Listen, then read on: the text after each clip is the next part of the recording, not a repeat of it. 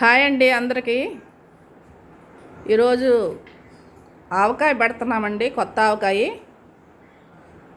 మా తోట నుంచి కాయలు తెచ్చాను. 7 కాయలు పెడుతున్నానండి. మీకు పక్కా కొలతలతో ఈరోజు చూపిస్తాను. ఇదిగోండి, ఫస్ట్ మామిడికాయలు కోస్తున్నాడు హరి అండి.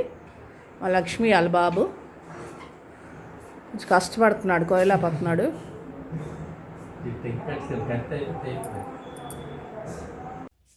ఇదిగోండి, ఆవకాయకి ముక్కలు రెడీ అయిపోయి మా లక్ష్మి అన్నీ కొలుస్తుంది. ఈ ముక్కలకి అది పావుడొక్కు అండి. పావుడొక్కుతోటి పావుడొక్కు ఆవపిండి, పావుడొక్కు కారం,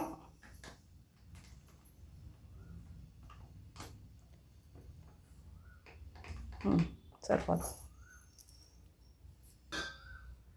మామూలుగా లెక్క అయితే 3 సమానమేనండి, కానీ మేము ఉప్పు చాలా తక్కువ తింటాము.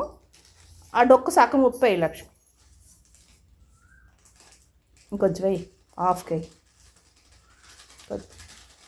సరిపోద్ది. మరొద్దు,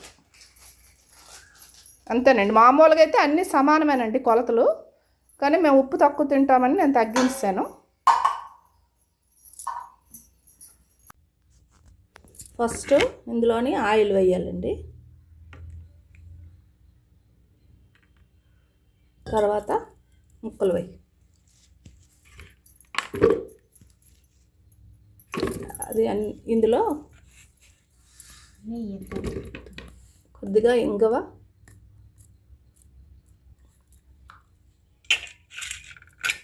లవంగాలు అవి ఒక 12 లవంగాలండి, 1 స్పూన్ మెంతులండి, తెల్లుల్లిపాయలు పేస్ట్ అండి, కచ్చా పచ్చాగా పేస్టు. ఇలా తెల్లుల్లిపాయల కన్నా ఇలా పేస్ట్ వేసుకుంటే చాలా బాగుంటుందండి, మంచి సువాసన వస్తుంది. అదంతా చేత్తో కలిపి ఉప్పు కారం,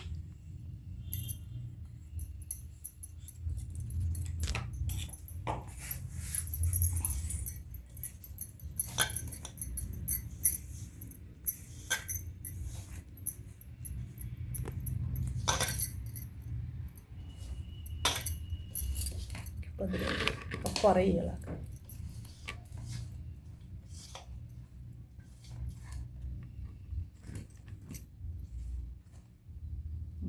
కొంచెం మొక్కలు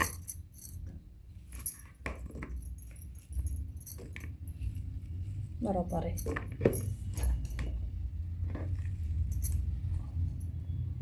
ఆ మొక్కలన్నీ వేసి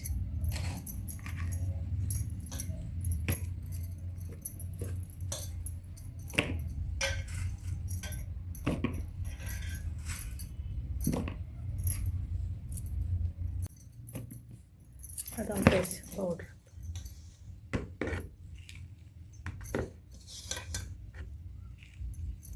ఇది కూడా అంటే అందులో పెడతారు.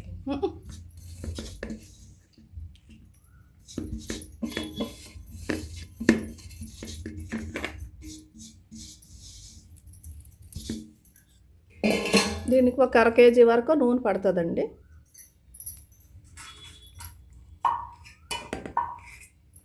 అంతేనండి, దీన్ని ఇలా మూత పెట్టేయడమే. ఏం కలపన అవసరం లేదు, ఎండలో పెట్టిన అవసరం లేదండి. ఇలా మూత పెట్టేస్తే రేపటికల్లా అది రెడీ అయిపోతుందండి. రేపైతే తినడం చేసి వచ్చండి. ఇంతేనండి, చాలా సింపుల్గా మనం మామిడికాయలతో కొత్త ఆవకాయ అండి. ఇదేనండి ఈరోజు చేసింది. ఇది మనకి మళ్ళీ రేపు చూపించి మీకు టేస్ట్ ఎలా ఉందో కూడా చెప్తానండి. ఆవకాయ ఎలా ఉందో చూద్దాము.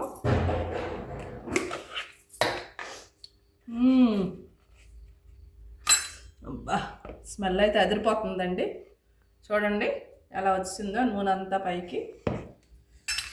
బా, నోరు ఊరిపోతుంది. స్మెల్ బాగా వస్తుంది. ఇంగువ, తెల్లుల్లిపాయ పేస్ట్ ఇక్కడ వేసాం కదా, వాసన అయితే మరి మామూలుగా లేదు. ఇది కొద్దిగా వేడి వేడి అన్నంలోకి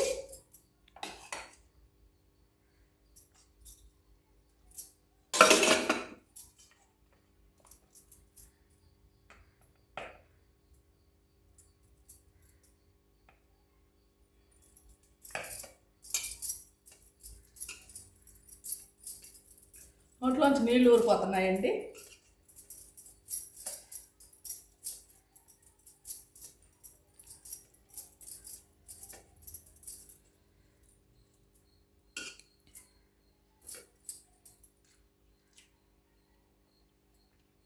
బా ఇంత కమ్మగా ఉందోనండి.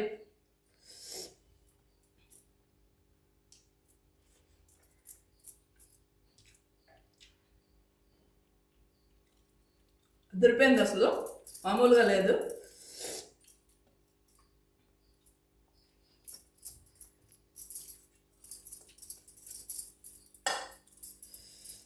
చాలా బాగుందండి.